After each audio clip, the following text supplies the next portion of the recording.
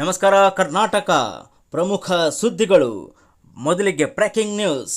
5 ವರ್ಷ ನಾನೇ ಸಿಎಂ ಎಂದು ಮುಖ್ಯಮಂತ್ರಿ ಸಿದ್ದರಾಮಯ್ಯವರ ಘೋಷಣೆ. ಮತ್ತು ಗೆಳೆಯರೇ, ಓಲಾ ಮತ್ತು ಊಬರ್ ಪ್ರಯಾಣಿಕರಿಗೆ ಶಾಕಿಂಗ್ ನ್ಯೂಸ್. ಹಾಗೂ ಸಾರ್ವಜನಿಕರೇ ಗಮನಿಸಿ, ಹೃದಯಾಘಾತವಾದಾಗ ಈ ಔಷಧಿಗಳು ನಿಮ್ಮ ಕೈಲಿದ್ದರೆ ನಿಮ್ಮ ಜೀವ ಉಳಿಸ್ಕೊಳ್ಳಬಹುದು. ಎಲ್ಲ ಡೀಟೇಲ್ ಆಗಿ ಹೇಳಿದ್ದೇವೆ. ಅದಕ್ಕಿಂತ ಮುಂಚೆ ದಯವಿಟ್ಟು ನಮ್ಮ ಈ ವಿಡಿಯೋವನ್ನು ಲೈಕ್ ಮಾಡಿ ಮತ್ತು ಸಬ್ಸ್ಕ್ರೈಬ್ ಮಾಡಿ. ಈಗ ಎಲ್ಲ ಸುದ್ದಿಗಳು ಡೀಟೇಲ್ ಆಗಿ ನೋಡೋಣ. ಗೆಳೆಯರಿ, 5 ವರ್ಷ ನಾನೇ ಮುಖ್ಯಮಂತ್ರಿ ಆಗಿರುತ್ತೇನೆಂದು ಸಿಎಂ ಸಿದ್ದರಾಮಯ್ಯವರ ಘೋಷಣೆ. ಹೌದು, 5 ವರ್ಷ ನಾನೇ ಮುಖ್ಯಮಂತ್ರಿ ಆಗಿರುತ್ತೇನೆಂದು ಮುಖ್ಯಮಂತ್ರಿ ಸಿದ್ದರಾಮಯ್ಯವರು ಹೇಳಿದ್ದಾರೆ. ಚಿಕ್ಕಬಳ್ಳಾಪುರದ ನಂದಿ ಗ್ರಾಮದಲ್ಲಿ ಮಾತನಾಡಿದ ಸಿಎಂ ಸಿದ್ದರಾಮಯ್ಯನವರು ಬಿಜೆಪಿಯವರು ಹಗಲು ಕನಸು ಕಾಣುತ್ತಿದ್ದಾರೆ, ಯಾವುದೇ ಅಭಿವೃದ್ಧಿ ಕೆಲಸ ಮಾಡಿಲ್ಲ ಎಂದು ಹೇಳುತ್ತಿದ್ದಾರೆ. ಆದರೆ 5 ವರ್ಷ ನಾನೇ ಸಿಎಂ, ಪಕ್ಷದ ಬಗ್ಗೆ ಎಲ್ಲ ಹೈಕಮಾಂಡ್ನ ತೀರ್ಮಾನವಾಗಿರುತ್ತದೆ ಎಂದು ಮುಖ್ಯಮಂತ್ರಿ ಸಿದ್ದರಾಮಯ್ಯನವರು ಹೇಳಿದ್ದಾರೆ. ಬಿಜೆಪಿಯವರು ಏನು ನಮ್ಮ ಹೈಕಮಾಂಡ ಬರೀ ಸುಳ್ಳು ಹೇಳಿಕೊಂಡು ಓಡಾಡುತ್ತಿದ್ದಾರೆ. ನಮ್ಮ ಸರ್ಕಾರ 5 ವರ್ಷಗಳ ಕಾಲ ಬಂಡೆ ರೀತಿ ಇರಲಿದೆ ಎಂದು ಸಿಎಂ ಸಿದ್ದರಾಮಯ್ಯನವರು ಹೇಳಿದ್ದಾರೆ. 5 ವರ್ಷ ನಾನೇ ಮುಖ್ಯಮಂತ್ರಿ ಆಗಿರುತ್ತೇನೆಂದು ಮುಖ್ಯಮಂತ್ರಿ ಸಿದ್ದರಾಮಯ್ಯನವರು ಈ ವೇಳೆಯಲ್ಲಿ ಹೇಳಿದ್ದಾರೆ. ಸ್ನೇಹಿತರೆ, ಈಗ ಎರಡನೇ ಪ್ರಮುಖ ಸುದ್ದಿಗೆ ಹೋಗೋಣ. ಓಲಾ ಊಬರ್ ಪ್ರಯಾಣಿಕರಿಗೆ ಶಾಕಿಂಗ್ ನ್ಯೂಸ್. ಹೌದು, ಸರ್ಚ್ ಪ್ರೈಸ್ ಹೆಚ್ಚಳಕ್ಕೆ ಸರ್ಕಾರ ಅನುಮತಿ ನೀಡಿದೆ. ಇಲ್ಲಿದೆ ಮಾರ್ಗಸೂಚಿಯ ಮುಖ್ಯಾಂಶಗಳು. ಕೇಂದ್ರ ರಸ್ತೆ ಸಾರಿಗೆ ಮತ್ತು ಹೆದ್ದಾರಿ ಸಚಿವಾಲಯವು ಬೈಕ್, ಟ್ಯಾಕ್ಸಿ, ಕ್ಯಾಬ್ ಅಗ್ರಿಗೇಟರ್ಗಳ ಸೇವೆ ಸಂಬಂಧ ಕಾನೂನು ರೂಪಿಸಲು ರಾಜ್ಯ ಸರ್ಕಾರಗಳಿಗೆ ಹೊಸ ಮಾರ್ಗಸೂಚಿಗಳನ್ನು ಬಿಡುಗಡೆ ಮಾಡಿದೆ. ಬೈಕ್, ಟ್ಯಾಕ್ಸಿಗಳ ಚಾಲನೆಗಿದ್ದ ಕಾನೂನು ತೊಡಕನ್ನು ಈಗ ಕೇಂದ್ರವು ನಿವಾರಿಸಿದೆ. ಖಾಸಗಿ ನೋಂದಾಯಿತ ಬೈಕುಗಳನ್ನು ಪ್ರಯಾಣಿಕ ಸೇವೆಗೆ ಬಳಸಲು ಅನುಮತಿಸಲಾಗಿದೆ. ಈ ಮಾರ್ಗಸೂಚಿಯಲ್ಲಿ ಓಲಾ, ಊಬರ್ನಂತಹ ಕ್ಯಾಬ್ ಅಗ್ರಿಗೇಟರ್ಗಳು ಸರ್ಚ್ ಪ್ರೈಸಿಂಗ್ ಏರಿಸಲು ಅಥವಾ ಇಳಿಸಲು ಅನುಮತಿಸಲಾಗುವುದೆಂದು ಇದರಲ್ಲಿ ವಿಶೇಷವಾಗಿದೆ. ಇನ್ನು ಕ್ಯಾಬ್ ಅಗ್ರಿಗೇಟರ್ಗಳಿಗೆ ಡೈನಮಿಕ್ ಪ್ರೈಸಿಂಗ್ ಅವಕಾಶ ಕಲ್ಪಿಸಲಾಗಿದೆ. ಕೇಂದ್ರ ಸರ್ಕಾರವು ಹೊರಡಿಸಿರುವ ಮಾರ್ಗಸೂಚಿಯಲ್ಲಿ ಕ್ಯಾಬ್ ಅಗ್ರಿಗೇಟರ್ಗಳಿಗೆ ಡೈನಮಿಕ್ ಪ್ರೈಸಿಂಗ್ಗೆ ಅನುಮತಿ ನೀಡಲಾಗಿದೆ. ರಾಜ್ಯ ಸರ್ಕಾರಗಳು ನಿಗದಿ ಮಾಡುವ ಮೂಲ ದರ ಅಥವಾ ಬೇಸ್ ಫೇರ್ಗೆ ಡೈನಮಿಕ್ ಪ್ರೈಸಿಂಗ್ ಅಳವಡಿಕೆ ಮಾಡಬಹುದು. ಅಂದರೆ ಕ್ಯಾಬ್ಗಳಿಗೆ ಬೇಡಿಕೆ ಕಡಿಮೆ ಇದ್ದಾಗ ಮೂಲ ದರಕ್ಕಿಂತ 50% ಕಡಿಮೆ ದರ ಅವರು ಮಾಡಬಹುದು. ಆದರೆ ಬೇಡಿಕೆ ಹೆಚ್ಚಿದ್ದಾಗ, ಅಂದರೆ ಪೀಕ್ ಹವರ್ನಲ್ಲಿ ಮೂಲ ದರಕ್ಕಿಂತ 2 ಪಟ್ಟು ಹೆಚ್ಚು ದರ ಅವರು ಹೆಚ್ಚಿಸಲು ಸ್ವಾತಂತ್ರ್ಯ ಇರುತ್ತದೆ. ಉದಾಹರಣೆಗೆ, ರಾಜ್ಯ ಸರ್ಕಾರವು 3 ಕಿಲೋಮೀಟರ್ ದೂರಕ್ಕೆ ಮೂಲ ದರ 60 ರೂಪಾಯಿ ಎಂದು ನಿಗದಿ ಮಾಡಿರುತ್ತದೆ. 3 ಕಿಲೋಮೀಟರ್ ಅಂತರದ ಪ್ರಯಾಣಕ್ಕೆ ಪ್ರತಿ ಕಿಲೋಮೀಟರ್ಗೆ 20 ರೂಪಾಯಿ ನಿಗದಿ ಮಾಡಿದೆ ಎಂದಿಟ್ಟುಕೊಳ್ಳೋಣ. ಪೀಕ್ ಹವರ್ನಲ್ಲಿ ಮೂಲ ದರವನ್ನು 2 ಪಟ್ಟು ಏರಿಸುವ ಅವಕಾಶ ಓಲಾ, ಊಬರ್ಗಳಿಗೆ ಇರುತ್ತವೆ. ಹಾಗೆಯೇ 3 ಕಿಲೋಮೀಟರ್ ನಂತರದ ದರವನ್ನು ಕೂಡ ಅವರು ದುಪ್ಪಟ್ಟುಗೊಳಿಸಬಹುದು. ಇದು ಒಂದು ಉದಾಹರಣೆಯಾಗಿದೆ. ಇನ್ನು ಕೇಂದ್ರ ಸಾರಿಗೆ ಸಚಿವಾಲಯ ಹೊರಡಿಸಿದ ಕೆಲವು ಮಾರ್ಗಸೂಚಿಯ ಮುಖ್ಯಾಂಶಗಳು ಹೀಗಿವೆ. ಖಾಸಗಿ ಮೋಟಾರ್ ಸೈಕಲ್ಗಳನ್ನು ಬೈಕ್, ಟ್ಯಾಕ್ಸಿಗೆ ಬಳಸಬಹುದು.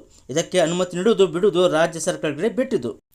ಮತ್ತು ಖಾಸಗಿ ದ್ವಿಚಕ್ರ ವಾಹನಗಳನ್ನು ವಾಣಿಜ್ಯ ಸೇವೆಗೆ ಬಳಸುವ ಅಗ್ರಿಗೇಟರ್ಗಳಿಗೆ ರಾಜ್ಯ ಸರ್ಕಾರಗಳು ಕೆಲವು ಶುಲ್ಕವನ್ನು ವಿಧಿಸಬಹುದು. ಎಲ್ಲ ಚಾಲಕರ ಪೊಲೀಸ್ ವೆರಿಫಿಕೇಷನ್ ಆಗಿರಬೇಕು. ಕಣ್ಣಿನ ಪರೀಕ್ಷೆಯೂ ಸೇರಿ ಎಲ್ಲ ದೈಹಿಕ ಆರೋಗ್ಯ ತಪಾಸಣೆ ಮತ್ತು ಮಾನಸಿಕ ಆರೋಗ್ಯ ತಪಾಸಣೆ ಆಗಿರಲೇಬೇಕು. ಆಧಾರ್ ದಾಖಲೆ ದೃಢೀಕರಣ ಕಂಪಲ್ಸರಿ ಪಡೆಯಲೇಬೇಕು. ಇನ್ನು ಪ್ರತಿಯೊಬ್ಬ ಚಾಲಕನಿಗೂ 10 ಲಕ್ಷ ರೂಪಾಯಿ ಟರ್ಮ್ ಇನ್ಶೂರೆನ್ಸ್ ಮತ್ತು 5 ಲಕ್ಷ ರೂಪಾಯಿ ಹೆಲ್ತ್ ಇನ್ಶೂರೆನ್ಸ್ ಕವರೇಜ್ ಮಾಡಿಸಿರಲೇಬೇಕು. ಇನ್ನು ಚಾಲಕರನ್ನು ನೋಂದಾಯಿಸಿಕೊಳ್ಳುವಾಗ ಅವರಿಗೆ 40 ಗಂಟೆ ತರಬೇತಿ ಕೊಟ್ಟಿರಬೇಕು. ಅಗತ್ಯವಿದ್ದರೆ 3 ತಿಂಗಳಿಗೊಮ್ಮೆ ಅಥವಾ ವರ್ಷಕ್ಕೊಮ್ಮೆ ರಿಫ್ರೆಷರ್ ಕೋರ್ಸ್ ನೀಡಲೇಬೇಕು. ಇನ್ನು ಕ್ಯಾಬ್ ಅಗ್ರಿಗೇಟರ್ಗಳು CRT in cyber security guidelines ಪಾಲಿಸಲೇಬೇಕು. AIS 140 ಟ್ರ್ಯಾಕಿಂಗ್ ಸಿಸ್ಟಮ್ ಬಳಸಬೇಕು. ಪ್ಯಾನಿಕ್ ಬಟನ್, ಕಂಟ್ರೋಲ್ ಸೆಂಟರ್ ಇತ್ಯಾದಿ ವ್ಯವಸ್ಥೆ ಇರಬೇಕು. ಇಂಗ್ಲೀಷ್, ಹಿಂದಿ ಅಥವಾ ಸ್ಥಳೀಯ ಭಾಷೆಯಲ್ಲಿನ ಯೂಸರ್ ಇಂಟರ್ಫೇಸ್ ಅವರು ಕಂಪಲ್ಸರಿ ಹೊಂದಿರಲೇಬೇಕು. ಅಂದರೆ ಸ್ಥಳೀಯ ಭಾಷೆ ಅವರಿಗೆ ಬರಲೇಬೇಕು. ಇನ್ನು ಅಗ್ರಿಗೇಟರ್ಗಳು ಎಲೆಕ್ಟ್ರಿಕ್ ವಾಹನಗಳ ಸಂಖ್ಯೆ ಹೆಚ್ಚಿಸಲು ಗಮನವನ್ನು ಕೊಡಬೇಕು. ವಾಹನವು ಡ್ರೈವರ್ಗಳ ಸ್ವಂತದಾಗಿದ್ದರೆ ಡ್ರೈವರ್ಗಳಿಗೆ ದರದಲ್ಲಿ 80% ಪಾಲನ್ನು ಅವರು ಹೋಗಬೇಕು. ಇನ್ನು ಅಗ್ರಿಗೇಟರ್ಗಳಿಗೆ ವಾಹನ ಸೇರಿದ್ದಿದ್ದರೆ ಕನಿಷ್ಠ 60% ದರವು ಡ್ರೈವರ್ಗೆ ಸಂದಾಯವಾಗಲೇಬೇಕು. ಇನ್ನು ಆ್ಯಪ್ ಮೂಲಕ ಎಲ್ಲ ಸೇವೆ ನಡೆಯಲೇಬೇಕು. Live tracking, driver rating, emergency button ಇತ್ಯಾದಿ ಸೌಲಭ್ಯ ನೀಡಬೇಕು. ಇನ್ನು ಅಗ್ರಿಗೇಟರ್ಗಳು digital personal data protection act ನಿಯಮಗಳಿಗೆ ಬದ್ಧವಾಗಿರಲೇಬೇಕು. ಅಷ್ಟೇ ಅಲ್ಲದೆ ಅಗ್ರಿಗೇಟರ್ಗಳು ಹೊಸ ಪರವಾನಗಿ ಪಡೆಯಲು 5 ಲಕ್ಷ ರೂಪಾಯಿ, ಲೈಸೆನ್ಸ್ ನವೀಕರಣಕ್ಕೆ 25,000 ಶುಲ್ಕ ನೀಡಬೇಕು. ಕ್ಯಾಬ್ ಅಗ್ರಿಗೇಟರ್ಗಳು 100 ಬಸ್ ಅಥವಾ 1000 ಇತರ ವಾಹನಗಳನ್ನು ಚಲಾಯಿಸುತ್ತಿದ್ದರೆ ಸೆಕ್ಯೂರಿಟಿ ಡಿಪಾಸಿಟ್ ಆಗಿ 10 ಲಕ್ಷ ರೂಪಾಯಿ ನೀಡಲೇಬೇಕು. ಅದೇ ಪ್ರಮಾಣದಲ್ಲಿ ವಾಹನಗಳ ಸಂಖ್ಯೆ ಹೆಚ್ಚಿದ್ದಂತೆ ಸೆಕ್ಯೂರಿಟಿ ಡಿಪಾಸಿಟ್ ಪ್ರಮಾಣ ಕೂಡ ಹೆಚ್ಚು ಇರುತ್ತದೆ. ಇನ್ನು ಮೂರನೆಯ ಅತಿ ಪ್ರಮುಖವಾದ ಸುದ್ದಿ ತಿಳಿಯೋಣ. ಸಾರ್ವಜನಿಕರಿಗೆ ಗಮನಿಸಿ, ಹೃದಯಾಘಾತವಾದಾಗ ಈ ಔಷಧಿಗಳು ನಿಮ್ಮ ಕೈಲಿದ್ದರೆ ನಿಮ್ಮ ಜೀವ ನೀವು ಉಳಿಸ್ಕೊಳ್ಳಬಹುದು. ಹೌದು, ಇತ್ತೀಚೆಗಷ್ಟೇ ದಿನಗಳಲ್ಲಿ ಹೃದಯಾಘಾತ ತುಂಬ ಸಾಮಾನ್ಯವಾಗಿದೆ. ವಾಕಿಂಗ್, ಜಿಮ್ನಲ್ಲಿ ವರ್ಕೌಟ್ ಮತ್ತು ಡ್ಯಾನ್ಸ್ ಮಾಡುವವರು ಹೃದಯಾಘಾತದಿಂದ ಸಾಯುತ್ತಿದ್ದಾರೆ. ನಿನ್ನೆವರೆಗೂ ಆರಾಮವಾಗಿದ್ದ ವ್ಯಕ್ತಿ ಇದ್ದಕ್ಕಿದ್ದಂತೆ ಕುಸಿದು ಬಿದ್ದು ಸಾಯುತ್ತಿದ್ದಾನೆ. ಆದರೆ ಅಪಧಮನಿಗಳಲ್ಲಿ ಕೊಲೆಸ್ಟ್ರಾಲ್ ಸಂಗ್ರಹವಾದಾಗ ಅಥವಾ ರಕ್ತದ ಹರಿವು ಅಥವಾ ರಕ್ತ ಹೆಪ್ಪುಗಟ್ಟುವಿಕೆಯನ್ನು ತಡೆಯುವ ಮೂಲಕ ಹೃದಯಾಘಾತ ಸಂಭವಿಸಬಹುದು.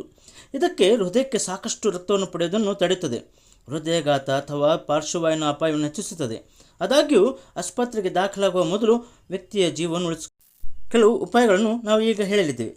ಹೃದಯಾಘಾತದ ಮೊದಲು ಲಕ್ಷಣಗಳು ತಿಳಿಯೋಣ. ಹಠಾತ್ ಎದೆ ನೋವಾಗುತ್ತದೆ ಮತ್ತು ಅತಿಯಾದ ಬೆವರಿಕೆ ಆಗುತ್ತದೆ. ಉಸಿರಾಟದಲ್ಲಿ ತೊಂದರೆಯಾಗಿ ಮತ್ತು ಎದೆ ನೋವು ಅಥವಾ ಎಡಗೈಗೆ ಹರಡುತ್ತದೆ. ಇನ್ನು ಹೃದಯಾಘಾತವಾದಾಗ ಏನು ಮಾಡಬೇಕು? ಮೊದಲ ಹಂತವೆಂದರೆ ಮೊದಲು CPR ಮಾಡೋದು ತುಂಬ ಅತ್ಯಗತ್ಯವಾಗಿದೆ. ಯಾರಿಗಾದರೂ ಹೃದಯಾಘಾತವಾದಾಗ ಮೊದಲ ಹಂತವೆಂದರೆ CPR ನೀಡುವುದು.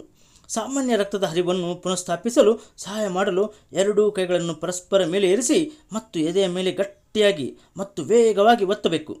ಪ್ರತಿಯೊಬ್ಬರೂ CPR ಕಲಿಯುವುದು ತುಂಬ ಅತ್ಯಗತ್ಯವಾಗಿದೆ.